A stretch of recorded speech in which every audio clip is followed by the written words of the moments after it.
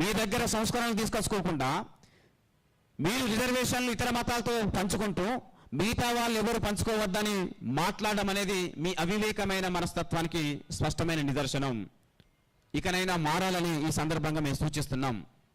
మొన్న ఇదే ప్రెస్ క్లబ్లో మీరు మీటింగ్ పెట్టినాడు.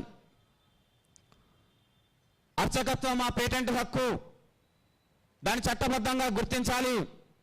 ఇతర ఎస్సీ ఎస్టీ బీసీ అణగారిన వర్గాలకు సంబంధించిన వాళ్ళు ఎవరు, బ్రాహ్మణేతరులు ఎవరు అర్చకత్వంలోకి రావద్దని మీరు మొన్న మాట్లాడడం జరిగింది. అట్లా రావడాన్ని మేము వ్యతిరేకిస్తామని మొన్న మాట్లాడడం జరిగింది. మళ్ళీ నిన్న మీ స్టాండ్ మార్చుకొని అర్చకత్వంలో ఎవరైనా రావచ్చు, జ్ఞానం ఎవరి సొంత కాదు, ఎస్సీ ఎస్టీ బీసీ బ్రాహ్మణేతర సమాజం రావడాన్ని మేము స్వాగతిస్తామని మీరు నిన్న మాట్లాడడం జరిగింది.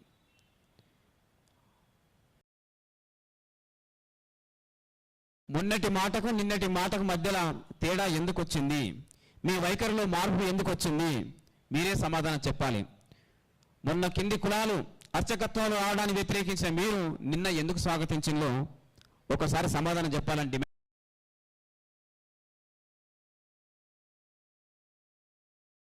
చేస్తున్నాం. ఆ స్వాగతం రావడం గనక మందకృష్ణ మాధవ్ గారు లేవనెత్తుతున్న ప్రశ్నలే దాగి ఉన్నాయనే విషయం ఈ సందర్భంగా మేము గుర్తు చేస్తున్నాం. మేము హిందూ దళితుల తరఫున సూటిగా స్పష్టంగా మా డిమాండ్ ఉంది. అర్చకత్వంలోకి మా హిందూ దళితులను తీసుకోవాలి. ఈ దేశంలో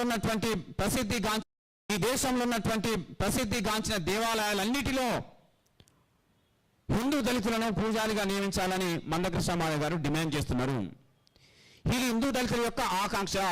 ఆ ఆకాంక్షను సాధించడానికి ఎంఆర్పిఎస్ ప్రయత్నం చేస్తున్నది. దాన్ని మీరు అంగీకరిస్తారా, వ్యతిరేకిస్తారా? సమాధానం చెప్పండి. ఈ దేశంలో పవిత్ర ఆలయంగా ఉన్నటువంటి అయోధ్య రామ మందిరంలో మా దళిత రామ భక్తులను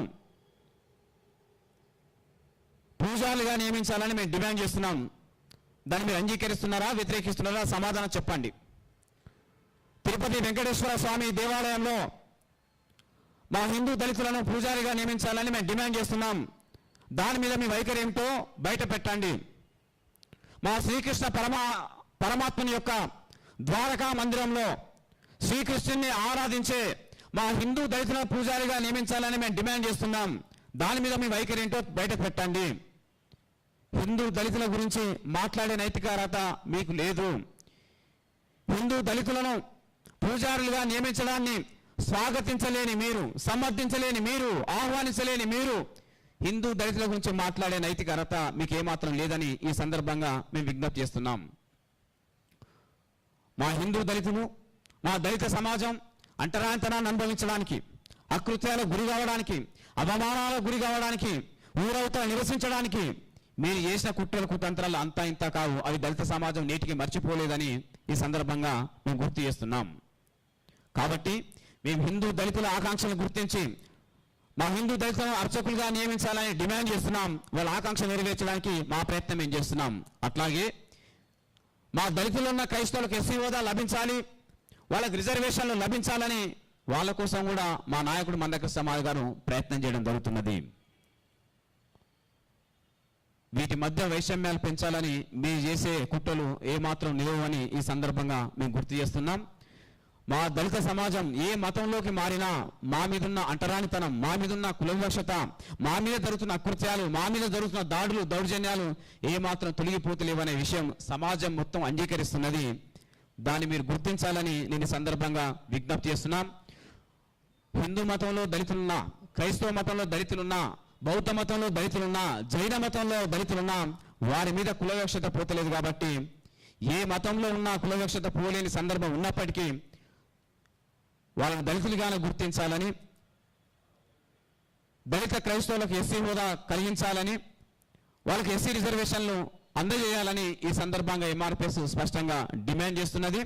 దాన్ని బ్రాహ్మణ సమాజం దాని మీద వాళ్ళ వైఖరి ఏందో బయట పెట్టాలని చెప్పేసి ఈ సందర్భంగా మేము సూటిగా స్పష్టంగా గుర్తు చేస్తున్నాం.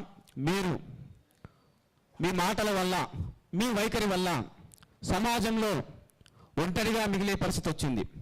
అందుకే మీరు నిన్న అబద్ధాలు మాట్లాడి బ్రాహ్మణేతర సమాజాన్ని మీ దగ్గర చేర్చుకోవాలని ప్రయత్నం చేయడం జరిగింది.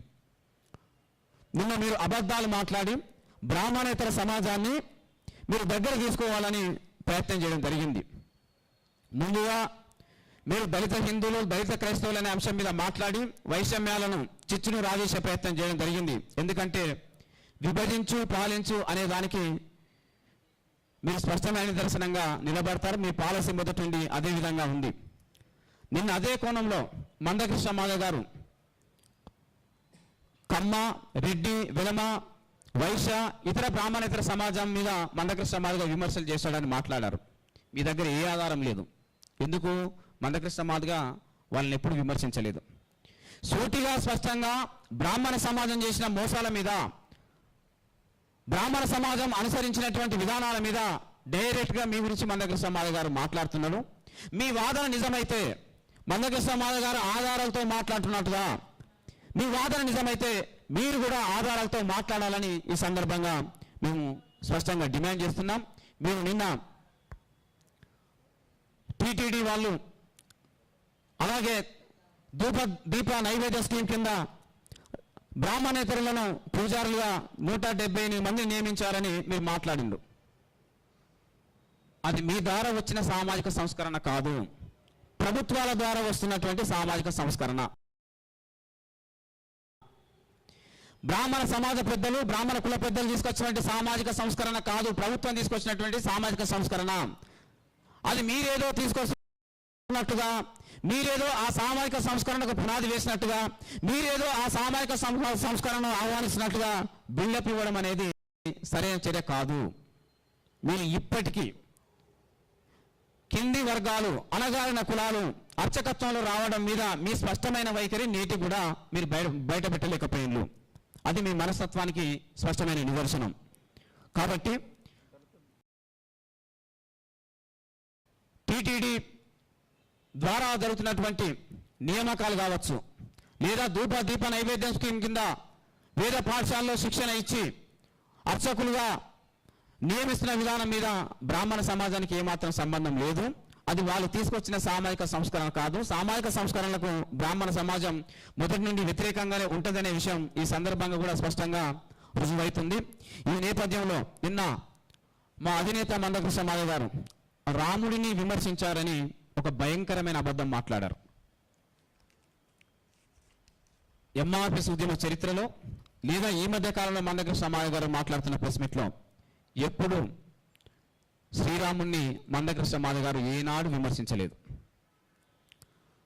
దీన్ని సమాజం అంతా గుర్తించాలని మేము కోరుతున్నాం. మందకృష్ణ మాధవ్ గారు బ్రాహ్మణ సమాజం యొక్క కుట్రపూరితమైన బుద్ధి ఏ విధంగా ఉంటుందనే విషయాలను ఆధారాలతో చెప్పే క్రమంలో ఒక సంఘటనను ఉదాహరించడం జరిగింది. రాముడు శంభుకుని చంపిన సంఘటనను ఉదాహరించడం జరిగింది. రాముడికి శంభుకుని చంపాల్సిన అవసరం లేదు.